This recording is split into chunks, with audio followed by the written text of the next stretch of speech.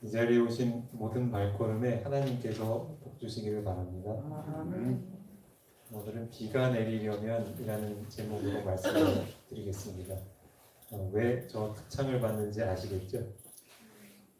네. 시작하기 전에 오늘 설교 말씀은 제가 지난 목회자 협의회 때 강사로 오신 박상길 목사님이 하신 말씀 중에서 우리 교회에 꼭 필요한 말씀인 것 같아서 제가 그것을 차용한 것임을 미리 말씀드립니다.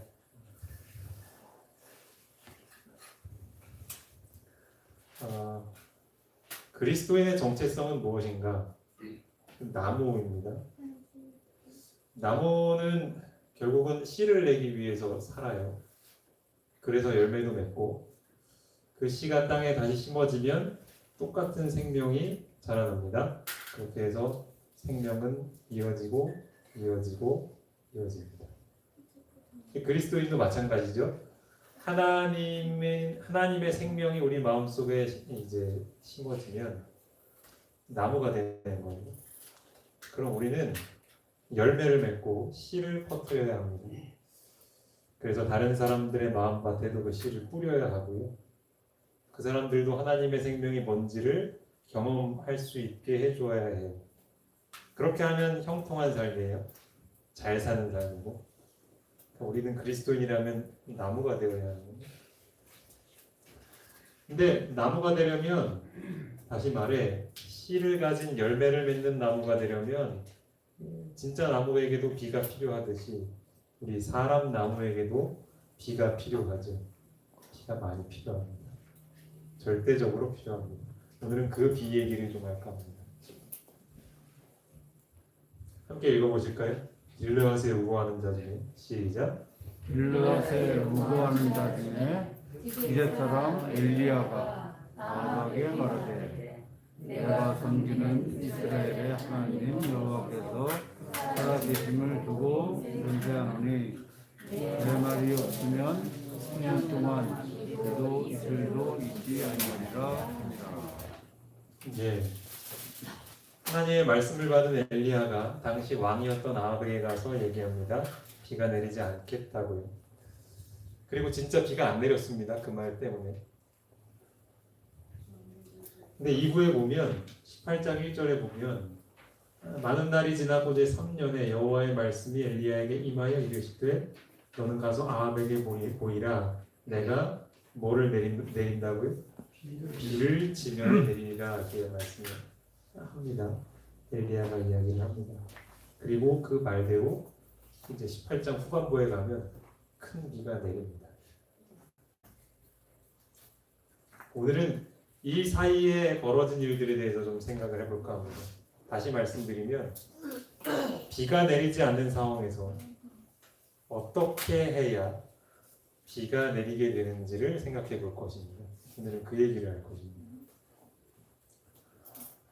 여호와께서 너희의 땅에 이른 비 늦은 비를 적당한 때에 내리시리니 너희가 곡식과 포도주와 기름을 얻을 것이요 또 가축을 위하여 들에 풀이 나게 하시리니 내가 먹고 배부를 곳이라. 우리도 사람이기 때문에 하나님 말씀만 먹는 게 아니고 음식을 먹어야 되죠. 우리가 먹는 음식은 비를 맞고 자라서 열매를 맺어야 우리도 먹고 살 수 있어요. 그래서 곡식도 나고 포도도 나고 기름도 나는 거죠. 우리의 영혼의 양식도 마찬가지죠. 우리 영혼이 살려면 반드시 비가 필요합니다. 여기 나온 것처럼 이른 비도 필요하고 늦은 비도 필요하죠. 그러니까 우리를 살리는 성령 하나님도 각각의 단계에 맞추어서 필요한 거예요. 어린아이의 성장 단계는 그에 맞는 성령의 능력이 필요하고요. 또 장성한 어른의 단계이면 그에 맞는 단계가 필요해요. 어찌됐든 비로 표상된 성령 하나님은요. 우리 마음에 흡족히 내려져야 하고요. 그래야 우리는 살 수 있습니다. 조건이 있어요. 비는 그냥 내리지 않아요. 하나님께서 약속하신 선물임에도 불구하고 그냥 내리지 않아요. 조건이 맞아야 돼요. 그 조건은 무엇인가? 내가 오늘 너희에게 명하는 내 명령을 너희가 만일 청종하고 너희 하나님 여호와를 사랑하여 마음을 다하고 뜻을 다하여 섬기면 자, 여기 신명기 11장에 나와 있는 조건이 무엇이죠?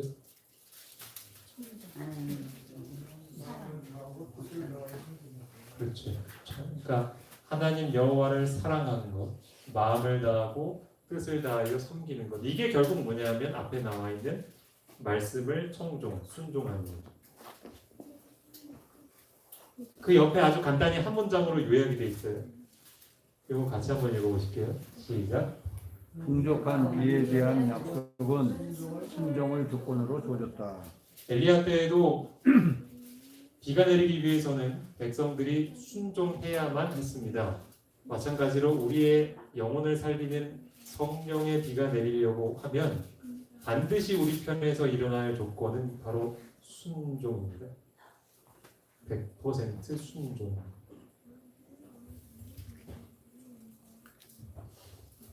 그런데 그 당시 현실은 그렇지 않았죠. 엘리야가 그러한 이스라엘의 현실을 개탄하며 이렇게 지적합니다. 너희가 어느 때까지 둘 사이에서 머뭇머뭇하려느냐?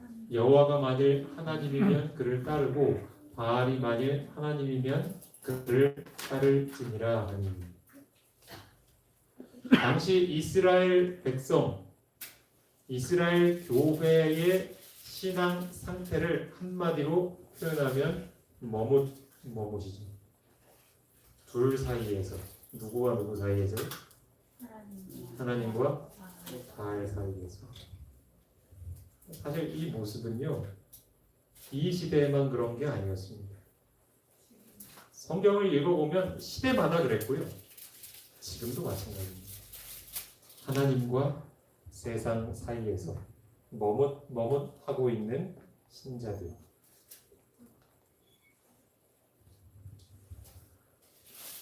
이제 엘리야가 그 다음 행동을 하는데요. 내게로 가까이 오라, 백성이 다 그에게 가까이 가매 그가 무너진 여호와의 제단을 수축하되 하면서 하나님께 예배드리는 제단을 다시 쌓아 올립니다. 그런데 어떻게 쌓아 올리는지를 한번 잘 보세요. 야곱의 아들들의 지파의 수효를 따라 엘리야가 돌 몇 개를 취했대요? 12개를 취했대요. 굳이 제단을 쌓는데 꼭 이 12이라는 숫자를 꼭 맞춰야 할까요? 12지파니까 꼭 12개를 쌓아야 해요? 여기에는 중요한 의미가 있죠. 물론 제단의 모양이 나오려면 꼭 12개가 있어야 하는 건 아닙니다. 수학을 잘 하시는 분들이야 곱셈을 하시면 다양한 개수의 돌이 사각형을 만드는 데 가능합니다. 근데 꼭 12여야 하는가? 이것은 모든 백성이 여기에 포함되어야 하기 때문에 그래요. 다시 말해 무너진 제단의 수축, 이제껏 무너져 왔던 하나님을 향한 예배 생활이 한 사람도 빠짐없이 모두에게 회복되어야 한다라는 의미입니다. 다시 말하면 지금 이 자리에 모여 있는 제가 지금 정확히 세보진 않았지만 25이면 25, 30, 우리 임장로님이 매주마다 세고 계시기 때문에 정확합니다. 27명 한 분 한 분의 예배 생활이 바르게 다 회복이 되어야 한다는 것이 바로 이 안에 담긴 의미예요. 그럼 우리에게도 의미가 있는 거죠. 참 하나님께 대한 예배를 회복하려는 느헤미야의 노력이 성공하여 큰 명예를 얻었다. 백성들이 저희가 맹세를 충실히 이행하는 한, 그들이 하나님의 말씀을 순종하는 한, 여호와께서는 그들에게 풍부한 축복을 부어주심으로 당신의 약속을 성취하실 것이었다. 그러니까 우리가 자주 이야기하지만요, 하나님의 축복, 특별히 오늘 생각하는 축복은 비죠. 비. 하늘에서 내리는 비, 하늘에서 내리는 성령의 능력. 이것이 내리려면 어느 시대에나 조건이 충족돼야 되는 거예요.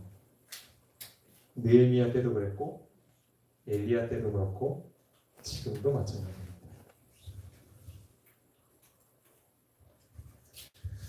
마지막 시대에 모든 거룩한 제도가 회복되어야 한다. 분명하고도 뚜렷한 한계선을 그어놓고 그들은 십계명의 모든 계명에 순종할 필요를 나타내어야 한다. 그리스도의 사랑의 강권을 받아 그들은 황폐된 곳을 세우는 일에 그리스도와 협력하여야 한다. 그러니까 결국 엘리야가 쌓아올린 그 무너진 제단, 회복해야 할 제단은 바로 여기 나온 표현처럼 모든 계명에 순종하는 데서부터 시작되어야 합니다. 우리가 예배 회복 뭐 얘기 많이 들으셨잖아요. 근데 결국 예배 회복이라는 건 뭔가 30명 모이던 교회가 40명, 50명 모여서 예배 드리는 게 예배 회복인가? 아니면 예배 순서가 좀 더 정교하고 세련되고 또 감동적인 설교가 다해서 선포되는 것이 예배 회복인가? 그거는 예배 회복의 일부고요. 예배 회복의 본질은 아니에요. 본질은 뭐냐? 모든 계명에 순종하는 겁니다. 하나님이 우리에게 주신 모든 명령에 철저히 순종하기 시작하는 거예요. 그리고 그 대상에는 이 자리에 있는 한 사람 한 사람이 모두가 예배가 없는 거예요. 그렇게 될 때 엘리야 때 일어났던 기적이 일어나는 거예요. 이해되시죠?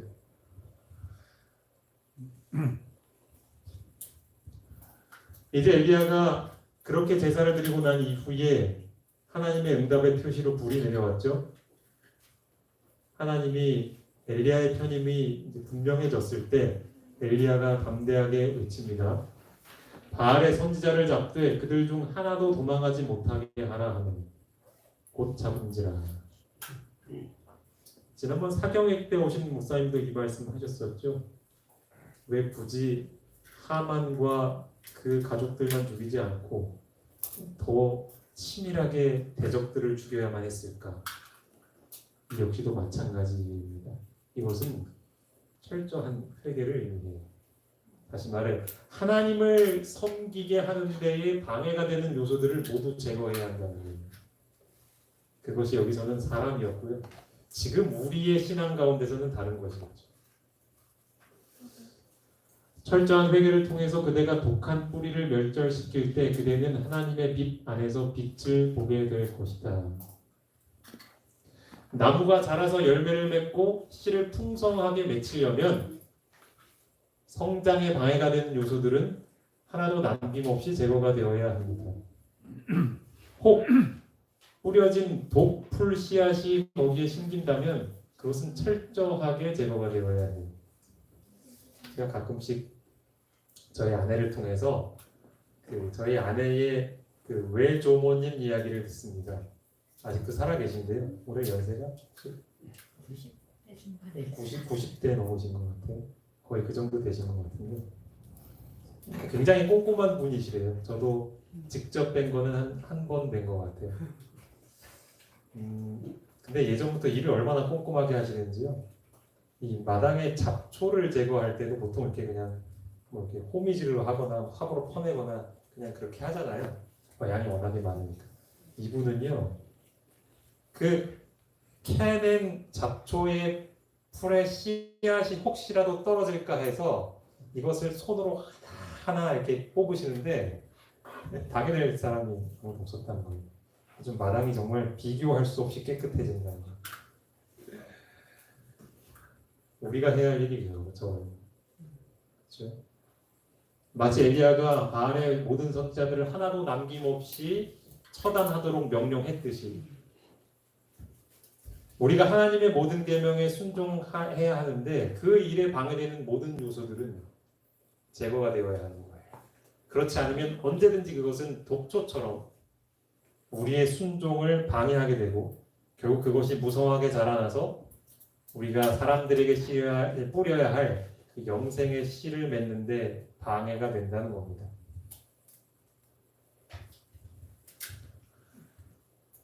이제 엘리야가 할 수 있는 일은 다 했습니다.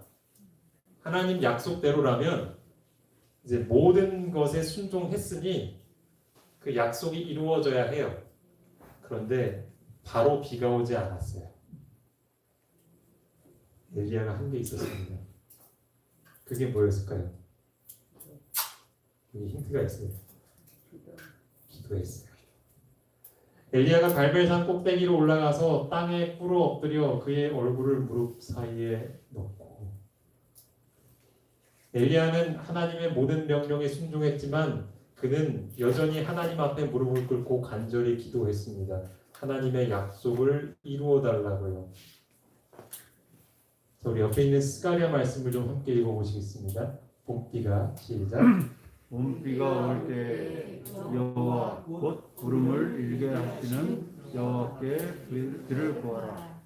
우리에게 소낙비를 내려서 밭의 채소를 각 사람에게 주시리라. 네, 여기 봄비가 올 때 이렇게 나오는데요. 여러분, 봄비가 올 때가 되면은 봄비가 오잖아요, 그렇죠? 당연히 비가 올 때예요. 근데 왜 봄비가 올 때에 여호와께 비를 구하라고 했을까? 이것을 잘 생각해봐야 합니다.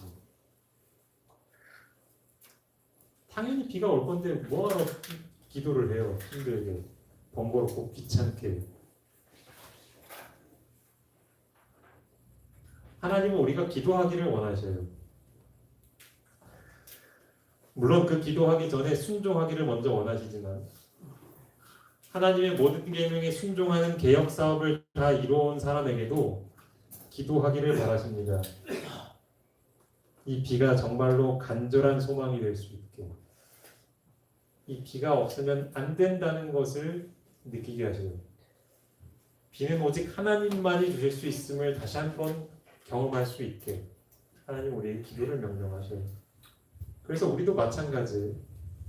우리도 하나님께서 우리에게 순종하라 하신 모든 계명들을 하나하나 순종해 나간 후에, 할 수 있는 모든 일을 한 후에 우리가 해야 할 일은 간구하는 겁니다.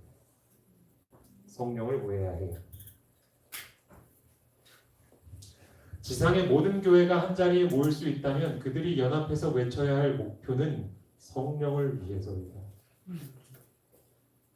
이것은 굉장히 진부해 보이는 이야기지만 그럴 수밖에 없는 이야기입니다. 사실 뭐 지상에 있는 모든 교회가 한 자리에 모일 수는 없잖아요. 물리적으로 불가능하고.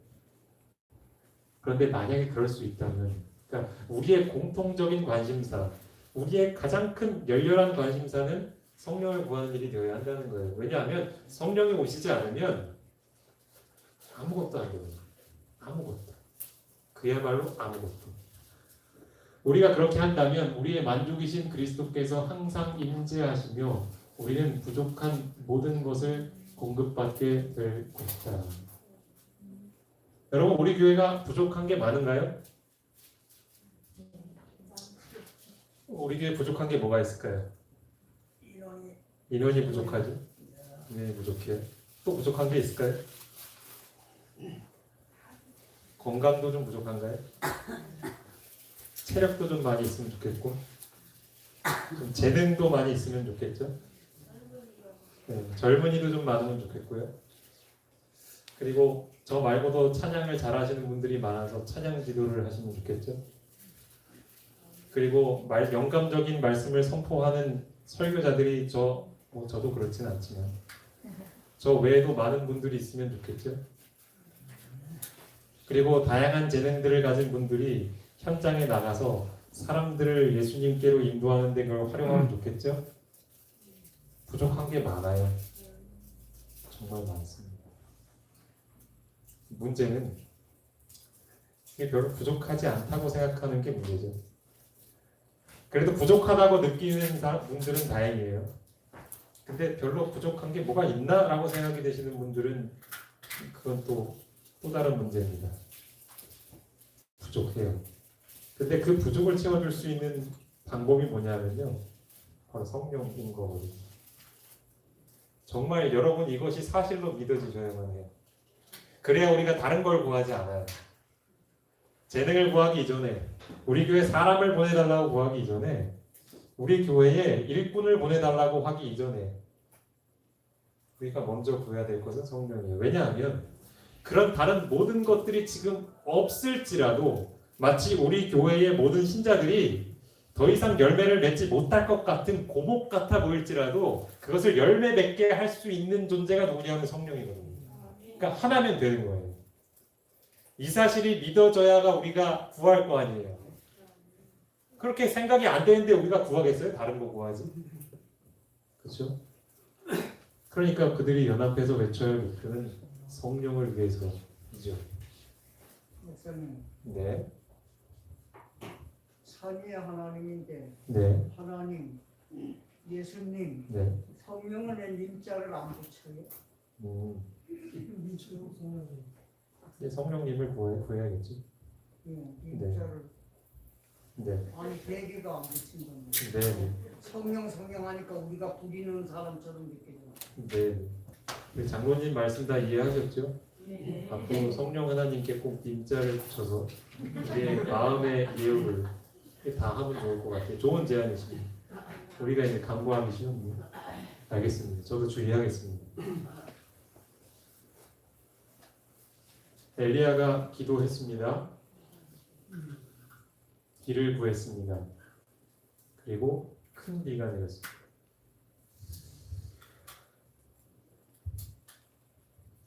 하나님의 최고의 심판이 세상에 내리기 전에 주님의 백성 중에는 사도시대 이래 목격하지 못한 근본적인 경건의 부흥이 일어날 것이다. 하나님의 성령과 권능이 그분의 자녀들에게 부어질 것이다. 그때가 되면 많은 사람은 하나님과 그분의 말씀을 사랑하는 대신에 이 세상을 사랑하는 그러한 교회들에서 분리되어 나올 것이다. 목사들과 신자들을 막론한 많은 사람이 주의 재림을 위하여 백성을 준비시키고자 이 시대에 전파되고 있는 큰 진리를 즐거이 받아들이게 될 것이다. 그러니까 이러한 광경이 벌어지려면 성령님이 오셔야 하는데 그 성령님이 오시려면 우리가 간절히 구해야죠. 근데 그걸 그냥 구하면 안 되죠.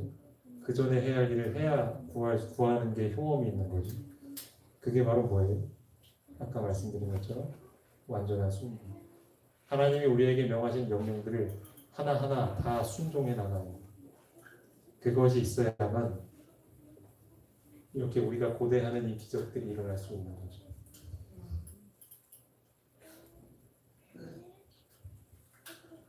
우리의 유일한 안전은 하나님의 독특한 백성으로 사는 것이다. 우리는 이 타락한 시대의 습관과 유행에 한치도 양보하지 말고 도덕적으로 자립하고 그 부패한 우상 숭배의 관습과 타협하지 말아야 한다. 우리가 순종하기 어려운 이유 중에 하나는 철저히 순종하면 세상에서 우리만 이상한 사람 취급받아서 그래요. 우리가 화요일마다 시대 소망 말씀을 읽고 나누는데요. 얼마 전에도 그런 얘기를 하신 적이 있어요. 참 사람들과 섞이기 힘들다. 그렇죠? 뭐 비단 여러 가지 생각할 거 없이 우리 음식 문제만 하더라도 그렇잖아요.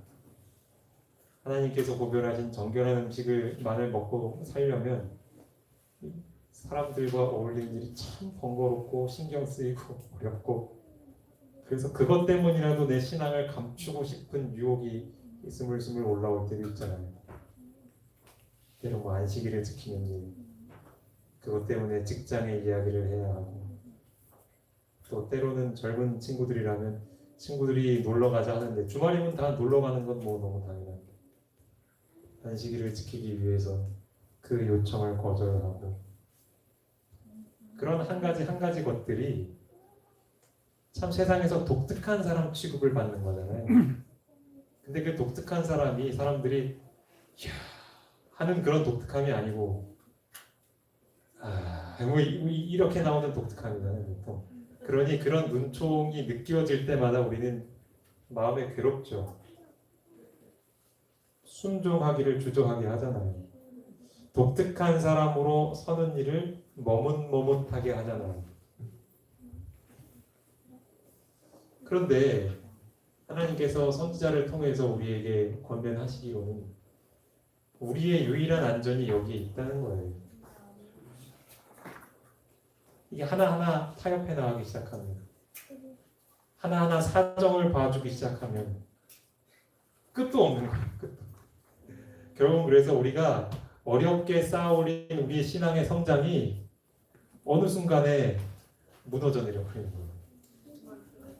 하나님이 그걸 너무나 잘 아시기 때문에 그렇게도 지나칠 정도로 우리에게 순종을 강요하시고 우상 숭배를 멀리하라 권고하시는 이유가 복이 있는 거죠. 마지막으로 제가 한 이야기만 드리고 마칠까 합니다. 이 장면은 그 기드온의 이야기입니다. 하나님이 기드온을 처음 부르실 때 기드온은 참 뭐랄까요, 이렇게 용감하거나 담대한 사람, 개혁자는 아니었어요. 하지만 하나님께서는 그 마음속에 있는 무언가를 보셨고 그가 이 개혁 사업을 이룰 적임자라고 이제 생각을 하셨어요. 그래서 부르십니다. 근데 아시듯이 한 번에 수락하지 않았잖아요. 한 번 시험하고, 두 번 시험하고, 여러 번 하나님을 시험하고, 그래서 결국은 이건 정말 하나님의 부르심이구나라는 걸 확신했을 때 예 하고 받아들였잖아요. 근데 그런 그에게 하나님께서 첫 번째 과업을 주시는 게 그게 바로 이 일이었어요. 그 당시 우상을 숭배하는 일이 너무나 만연하게 퍼져 있었고 오히려 하나님을 공개적으로 제사를 드리는 일이 손가락질 받고 눈총 받는 시선을 받는 그런 시절이었거든요. 우상을 숭배하는 제단을 회파하는 이게 하나님 첫 미션이었습니다. 기도원이 아무리 생각해도요 그 일은 정말 두려운 거예요. 그 일을 했을 때 어떤 반응이 나올지가 너무 뻔히 예상이 되잖아요. 심지어는 사람들이 폭동을 일으키고 막 죽을 수도 있어요. 우리 어제 금요일날 설교 봤던 것처럼. 그래서 기도원은 고심 끝에 선택을 하죠. 밤에 사람들의 주목을 받지 않는 시간에 하나님의 말씀에 순종하기로 선택을 하고 제단을 부숩니다. 그 다음날 난리가 났죠. 그때의 기도원은 주저하지 않고 사람들 앞에서 자신의 신앙을, 자신의 사명을 공표합니다. 그리고 오히려 그의 말에 이상한 힘이 실렸고 그를 따라서 이제 놀라운 사역들이 이제 이어지잖아요. 이것이 오늘 우리에게 하나님께서 요구하시는 바입니다. 하나님 우리를 잘 아셔요. 우리가 얼마나 하나님 말씀을 하나하나 지켜나가는 일을 주저하고 있고 그에 따르는 결과를 두려워하고 있는지를 잘 아십니다. 하지만 하나님께서 우리에게 명령하셨다는 건 우리가 할 수 있다는 얘기예요. 그렇기 때문에 우리는 우리가 할 수 있는 최선을 다해야 하는 거예요. 그 일이 비록 밤에 시작됐다고 했지만 그렇게 선택하고 나니까 기도는 점점 순종의 길로 가잖아요. 하나님의 기적이 나타났고 마찬가지로 우리가 내 개인의 삶 속에서 우리 가정 안에서 또 우리 교회 안에서 여러 가지 사정과 핑계로 순종하지 못했던 문제들이 분명히 있을 거예요. 하나님은 왜 그러셨는지 다 잘 아셔요. 그걸 더 이상 탓하기를 원하지 않으시는 거예요. 우리에게 원하시는 건 기도원처럼 한 걸음을 내디디라는 거예요.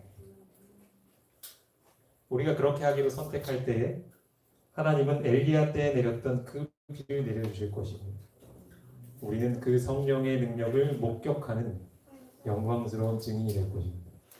여러분도 그런 사람 되고 싶지 않습니까? 그렇다면 하나님의 부르심에 주저함 없이 응하시는 우리 모두가 되길 바랍니다.